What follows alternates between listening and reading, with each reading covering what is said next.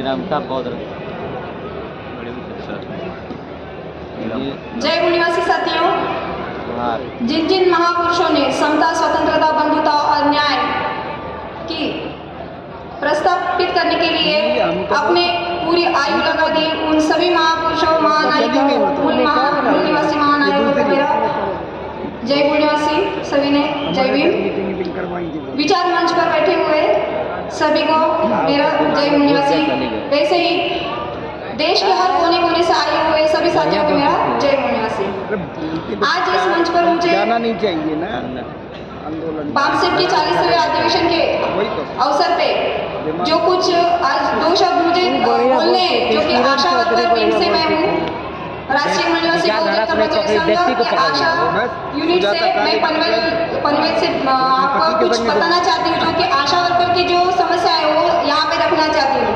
आज आशा वर्कर देश के हर कोने में है, लेकिन उनकी जो समस्या है, आशा वर्कर को सेविका बोला जाता है, स्वयं सेविका बोला जाता है। सेविका का सच्चा अर्थ होता है गुलामी, दासी, और इस दास्यत्व के लिए हमें चुना गया है। ये हमारे मूल निवासी बहनों को समझना चाहिए, और हमें ना कि दर्जा दिया जाता है कर्मचारी का, ना ही हमें कोई वेतन दिया जाता है, ना ही मानधन दिया जाता है।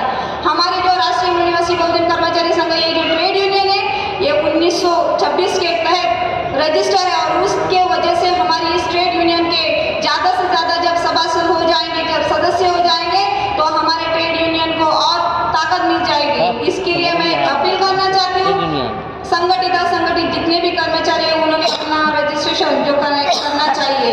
उसके तहत मैं ये बताना चाहती हूँ कि RMBKS की जो आशा विंग के आशा विंग और आंगनवाड़ी सेविका, ये दोनों जो है, दोनों को स्वयं सेविका बोला जाता है। सेविका का मतलब ही होता है दासत्व, और हम अभी दासत्व स्वीकारने वालों में से नहीं रहे।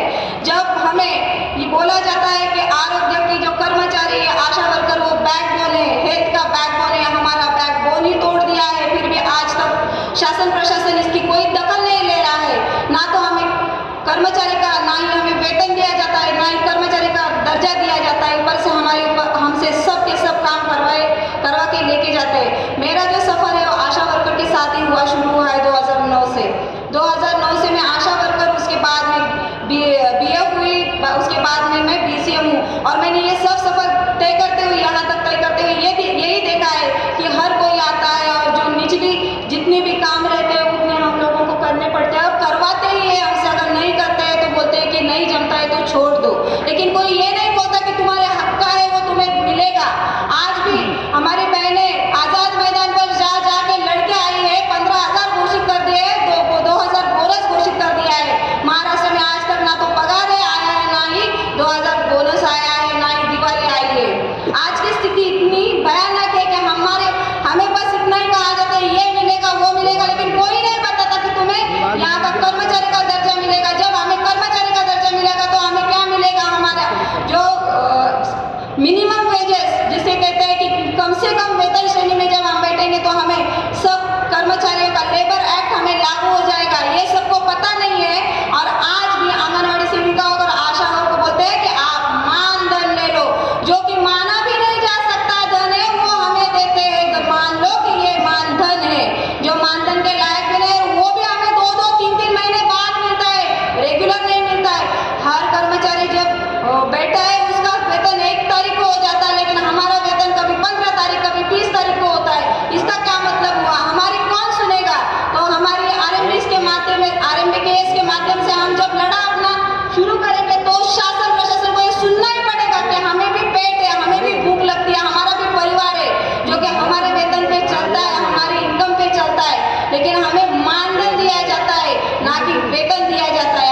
आज की ये जो परिस्थिति है, ये शासन प्रशासन जो जमात है वो हमें गुलाम बनाने के लिए ये सब कर रही है। जब तक हमारे ध्यान में नहीं आएगा, हमारे SC ST OBC के जो महिला है, जो वर्ग है, इन लोगों को जब तक समझ में नहीं आएगा कि हमें दासी बना के रखा है, ना कि हमें कर्मचारी का दर्जा दिया जाता है।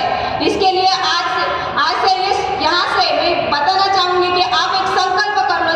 जब तक हमें रोजगार जो मानधन के रूप में नहीं चाहिए, हमें जो है वो पेमेंट चाहिए, पगार चाहिए, वेतन चाहिए। हमें मिनिमम वेजेस के अंदर हमें सब के सब एक्ट लागू होने चाहिए, कर्मचारी का दर्जा हमें मिलना चाहिए। इसके लिए हमने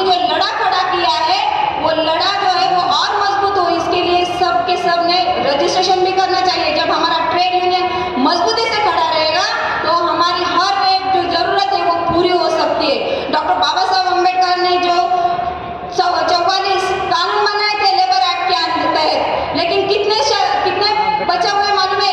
चार ही कानून रखे हैं उन्होंने कि ताकि हमारे सब के सब हमें मंजूर ना हो।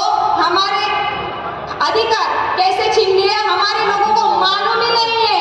44 से 4 रखे और उसमें से भी हमें प्रेगनेंसी लीव नहीं रखी, ना ही वेतन देते हैं, मानधन बता के देते हैं। और आज भी हमारे आंगनवाड़ी सेविकाओं को क्या बोला जाता है कि तुम्हें कर्मचारी का दर्जा नहीं मिलेगा। आशा वर्कर को बोला जाता है तुम्हें कर्मचारी का दर्जा नहीं मिलेगा, तुम जितना मिलता है उतना ही ले लो, मानधन पे ही समाधान मानो।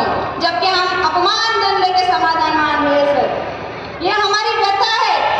आज मुझे राष्ट्रीय मूल्यवासी बहुजन कर्मचारी संघ के वजह से मुझे आज यहाँ पे खड़ा रहना मिल रहा है। और मुझे ये बताना व्यथा जो है मेरी, जो हम बहनों की व्यथा है, आशा वर्कर आंगनवाड़ी सेवकों की जो व्यथा है, मुझे बताने का जो अवसर मिला है, उस अवसर का मैं आज कुछ ना कुछ सोना करके मैं आपको ये बताना चाहती हूँ कि हर कोने कोने से आए हुए जो जितने मेरे साथी हैं, जितने मेरी बहनें हैं, उनको मैं बताना चाहूँगी कि आशा वर्कर और आंगनवाड़ी सेविका देश के हर कोने में है।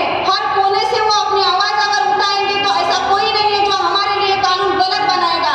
हम विघटित होकर हम बांटे हुए लोग हैं, इसके लिए हमारे तोड़ो फोड़ो और हमारे ऊपर ही राज्य करो ऐसा चल रहा है। और जिस दिन हम एकत्रित हो जाएंगे, जिस दिन हम हमारी ट्रेड यूनियन को मजबूती दे देंगे, उस दिन ऐसी कोई सरकार नहीं बनेगी जो हमारी नहीं सुनेगी और हमें मानधन नहीं देगी, हमें पेमेंट नहीं देगी या हमारे रोजी रोटी का कभी विचार नहीं करेगी। हम उनको विचार करने के लिए भाग पाड़ देंगे। क्यों? क्योंकि हमारी भी जरूरतें हैं जो मानधन से पूरी नहीं होती।